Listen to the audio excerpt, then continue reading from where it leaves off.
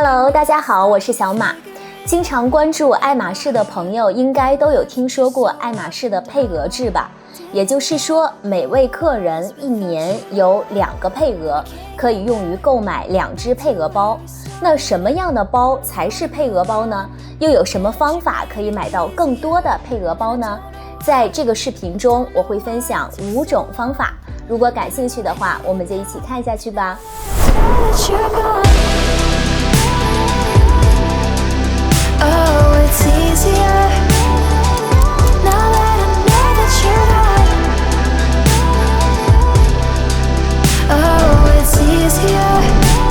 首先，我们来讲讲配额制的规则。正如刚刚所说，每个客人在爱马仕一年只有2个配额，每个配额可以用于购买1只配额包。那么哪些包款才算是配额包呢？那据我所知，爱马仕所有的门店都会把 Birkin 和 Kelly， 包括米妮 Kelly 2代视作为配额包，而其他包款一般都不属于配额包。但是每个门店的规矩都有所不同，在一些门店里使用稀有皮制作的米妮 Kelly 1代，其实也会被算作为是配额包，毕竟它是相当的珍贵和稀少。那我另外呢，也听一些朋友说过，有些门店甚至会把普皮的1代，还有 Kelly Ado 双肩包、Dance 这些包也算作是配额包。那这样子的门店呢，大多数都是规模比较小的门店。据我的经验，门店它越小，客流量就越少，那这家店能够被分配到的配额包的数量也就越少，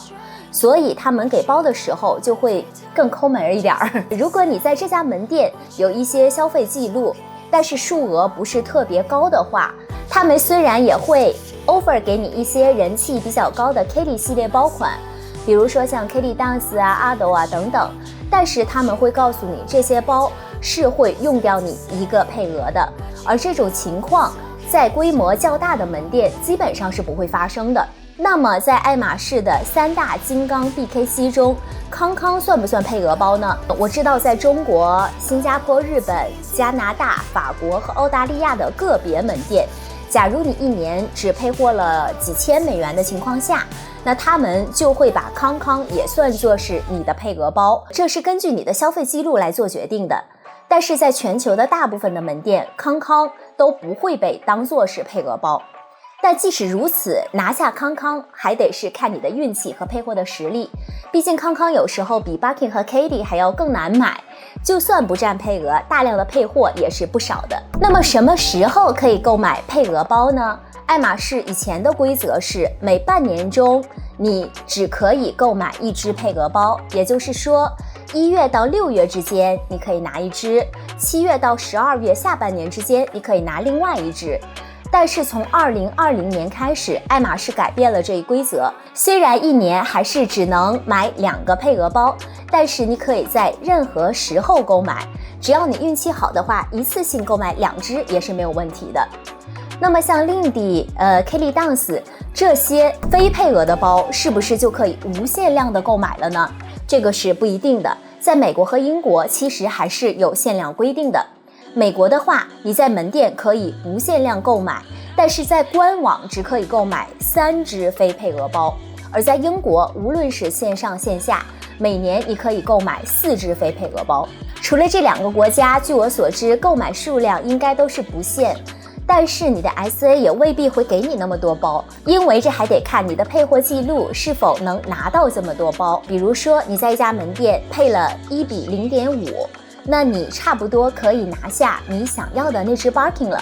但是这个时候你突然先拿了1只 Kelly Dance， 那你的 SA 就可能会把你之前的配货的一部分算到这只 Kelly Dance 的头上。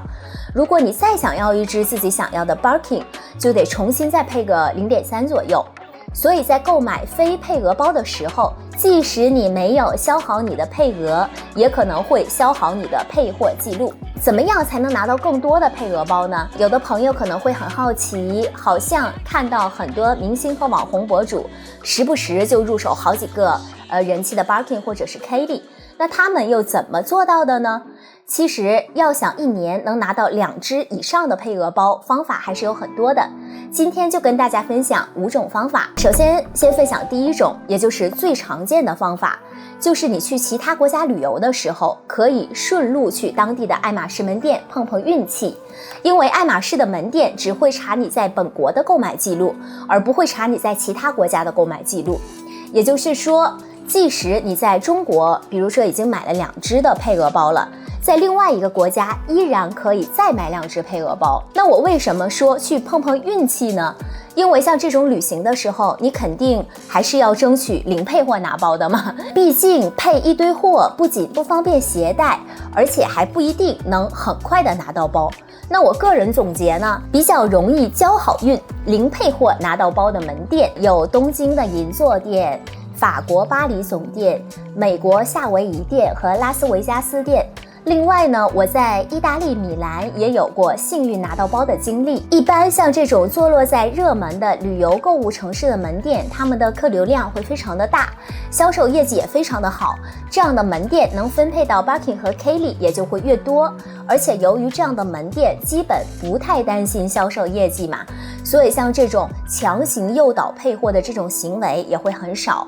基本上只要你看起来像是真心购买爱马仕的顾客，不像是个代购的话，有可能零配货去拿到包。所以如果有机会的话，还是去这样的门店碰碰运气比较好。那接下来呢，就是第2种方式，就是你可以以特别定制马蹄印包的形式获得第3只配额包。举个例子啊，假如你2020年定制了一款马蹄印的包，那大约是2021年的下半年可以拿到这只包。所以如果你赶在2021年下半年之前，先把你的2个配额用掉，等7月份之后再去拿你的这只马蹄印包，那这样就等于1年拿了3只包。但是如果你还没有把2个配额都用完，就直接先拿了马蹄印包的话，那这只包就会先占掉1个配额，也就等于说你今年还是只能拿2只包。那怎么预测自己定制的包什么时候可以到门店呢？据我的经验，大部分特别定制的包应该会在第2年的下半年或者第3年的下半年拿到，也就是说基本是在7到12月份到店。所以说赶在上半年把2个配额都用掉，相对来说是比较保险的。当然这种拿包方式也存在一定的小风险。按照规则来说，如果门店经理发现你今年已经拿了2个配额包了，他也是有权利拒绝给你这只特别定制的包的。就算这只包是你定制的，他也可能会转卖给其他的客人。那除了这2种方式以外，还有一种是很多 SA 会默认的，甚至还会建议你使用的一个方法，那就是用其他人的名义开另一个档案。这样的话呢，每一份新的档案可以在1年内拿到2个配额包，你只需要把你的配额的记录登记在这个文案的下面就好。但是一定要注意的是，无论是购买配货还是最终购买配额包，如果你是刷卡支付的情况下，那信用卡持有的姓名是必须要匹配档案的用户名的。所以最保险的方式就是用自己经常在一起的亲人的身份注册，比如说老公、子女、父母等等，买包的时候都得用他们的卡才能刷。那另外呢，我也有听说过有的朋友会选择这个现金支付的形式，这样子结账的时候只能配合店员核对档案资料就好了，登记的生日、电话号码、地址等，只要能核对正确，一般他们不会再检查你的 ID。 这样子虽然会更方便让你以其他人的名义开设档案，但是我总觉得风险还是比较大的。假如要求查看 ID 这样的话就很麻烦了，所以这个方法也不是特别的推荐。另外呢，我再分享一个只有少数人才能用得到的方法，那就是让你成为爱马仕难以拒绝的超级大客户。如果你在半年甚至1个季度的购买记录已经高达10万美金以上，其中包括像大量的珠宝、小皮具这样的高额配货，那你这家门店的经理可能会为你提供豁免的配额，让你可以拿到第3只甚至第4只配额包。反正爱马仕的游戏就是这样，规则是死的，人是活的。如果想要拿到更多的包，只要有钱有套路，总是有办法的。那么以上4种方法是不是听起来都觉得哇太麻烦了，买个包都不能痛快的买，真的很烦人。我也是这么觉得的，所以我自己比较常用的配额包的方式其实很简单，就是在二手市场或者是拍卖会拿包，这样不仅能够避开一些烦人的繁琐的配货环节，还经常能遇到很多值得收藏的特别的限量款。更重要的是，这些渠道都是不限配额的，只要你运气好，能遇到想要的包，就可以干脆利落的入手。好了，以上就是我今天的分享，你有没有其他拿配额包的方式呢？欢迎在评论区留言分享哦，记得点击订阅，我们下期见。